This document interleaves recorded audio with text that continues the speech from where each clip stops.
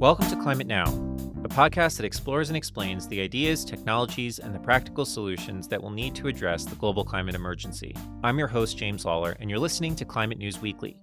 As part of today's Climate News recap, we want to tease an upcoming groundbreaking report on carbon dioxide removal, or CDR, led by the Lawrence Livermore National Laboratory in collaboration with scientists from more than a dozen institutions. The report, titled Roads to Removal: Options for Carbon Dioxide Removal in the United States, analyzes how the U.S. might reach 1 gigaton of carbon dioxide removal per year by 2050.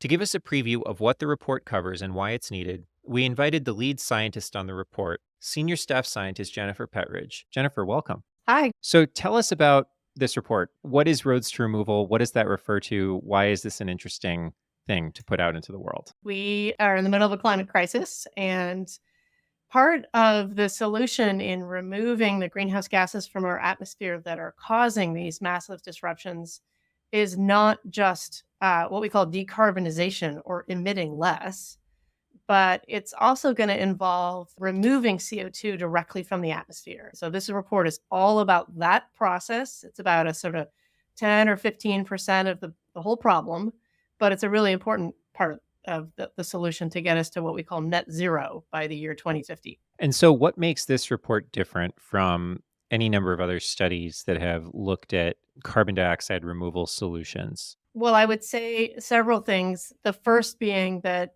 this analysis is what we call bottom up. We have taken data that mostly has already existed, collected across the country, and believe it or not, at the county level. So really, really high resolution for the entire nation. And that tells us how much carbon dioxide removal we could achieve by a certain date and what would the cost be per ton.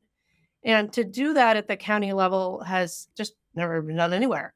But that is particularly powerful because we've shown that the solutions, as it were, the type of carbon dioxide removal are going to be really different if you're in New York versus Wyoming versus Florida.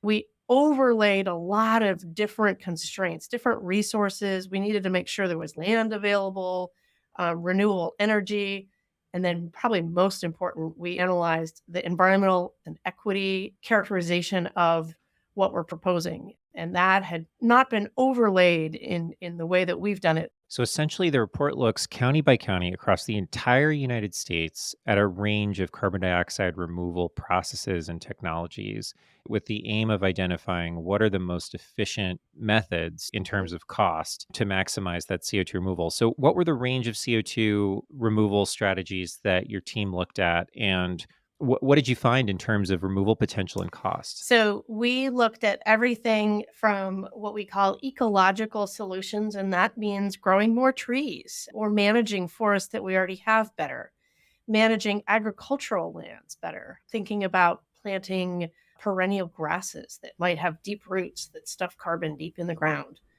And then we looked at the more technologically oriented processes, for example, gathering up some biomass from carbon crops or even municipal waste that we currently truck over to the landfill.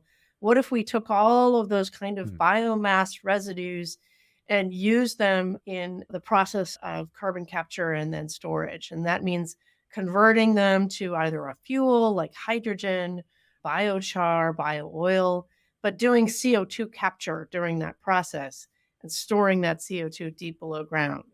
And then finally, in the most technology-oriented process, we looked at direct air capture, literally vacuuming CO2 out of the air and then condensing that CO2 and storing it a mile deep below the surface. So when we looked at all of those different removal techniques together and we estimate what it would take to get to 1 billion tons or a gigaton of CO2 removal, that would cost $130 billion per year. Jennifer, what do you hope the impact of this report will be? I think the biggest thing that I would hope comes out of this is individuals, as they're reading it, are going to naturally gravitate to where they live, maybe where they were born or where they currently live. And they're going to think in a more nuanced way about the opportunity in that specific region.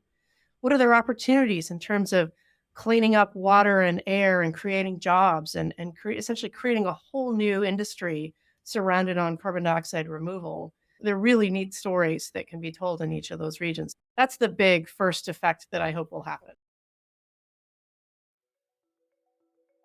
And that's it for the preview of the Roads to Removal report. If you'd like to learn more about the findings of the report and how the U.S. can achieve a net zero greenhouse gas economy by 2050, go to roadstoremoval.org. That's roads, the number 2, removal.org. And sign up to be notified of the report's release. Climate Now will also be releasing a deep dive episode covering the various chapters of the report when it is published. And now it's time for our news segment, Climate News Weekly. COP28, the International Climate Conference, kicked off in Dubai on Friday. As a quick recap, the COP conferences began in the year 1995 in Berlin. They are the yearly conferences that are designated in the framework of the UNFCCC, which is the United Nations Framework Convention on Climate Change. The conference typically brings representatives from every country on Earth, as well as scientists, business leaders, lobbyists, activists, and investors. Our Climate News Weekly guest hosts, Dina Cappiello and Julio Friedmann, are actually on the ground in Dubai and have sent us their impressions and reflections of their time there so far. Here are their thoughts.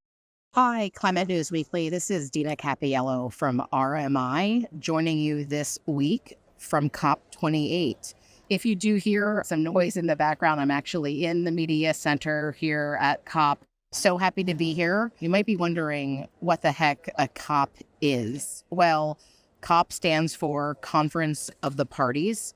It is an annual gathering largely devoted to the countries around the world that are party to the convention to discuss their commitments to reduce emissions to prevent the climate crisis. This is a pretty big year because heading into this COP, there was a global stocktake release that showed that the commitments by the countries were way off track in meeting climate goals. So largely, we're looking at what the countries are going to do to make those commitments more ambitious. And so that's a big question lingering around this COP, which is the ambition that countries will come here with. A lot of that is around fossil fuels and the future of fossil fuels. There is draft text circulating this week that there is some pushing for phase out of fossil fuel language in the agreement.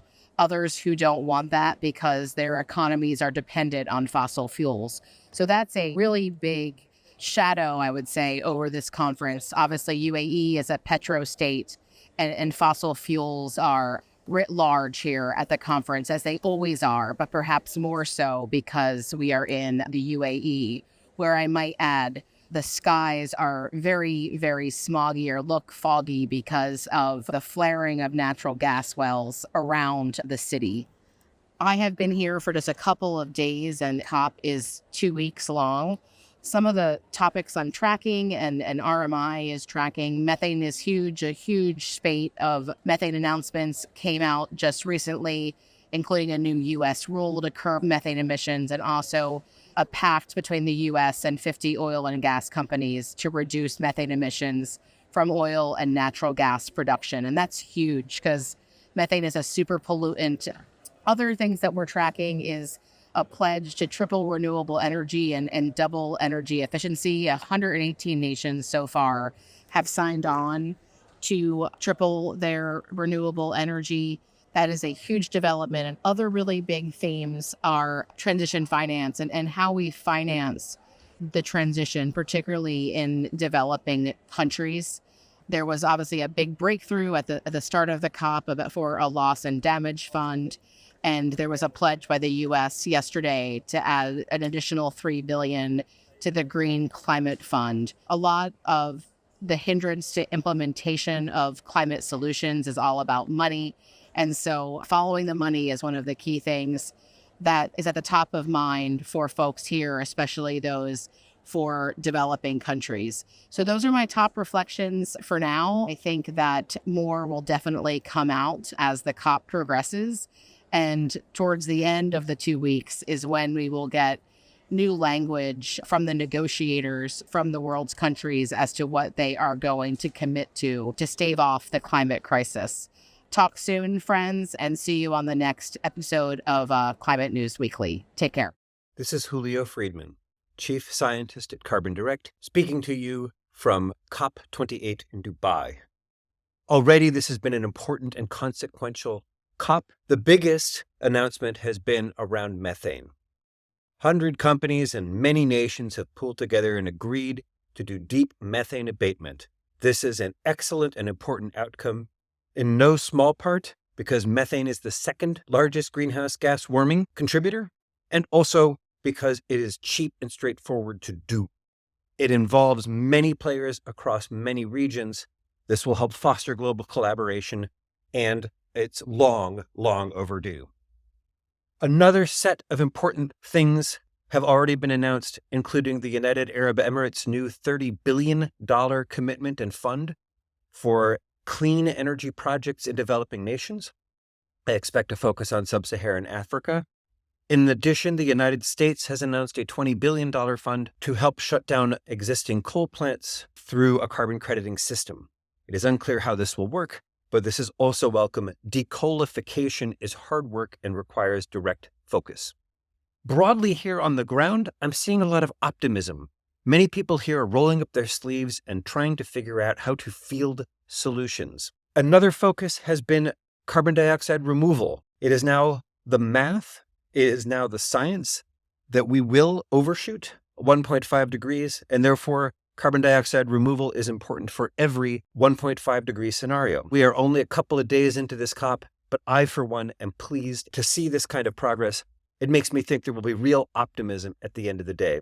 One last thing for those of you who are familiar with the COP process. This is the first ever COP in which the agenda was agreed to on the very first day. That process can take days to weeks to agree on the agenda. The fact that they accomplished it here on the first day, I believe, portends good things. Allons-y! And that's it for Climate News Weekly this week. Stay tuned as we track COP28 and come back next week for a discussion on the latest climate news and for an updated take on the developments from the largest climate conference of the year. We hope you'll join us. Climate Now is made possible in part by our science partners like the Livermore Lab Foundation. The Livermore Lab Foundation supports climate research and carbon cleanup initiatives at the Lawrence Livermore National Lab, which is a Department of Energy applied science and research facility. More information on the Foundation's climate work can be found at livermorelabfoundation.org.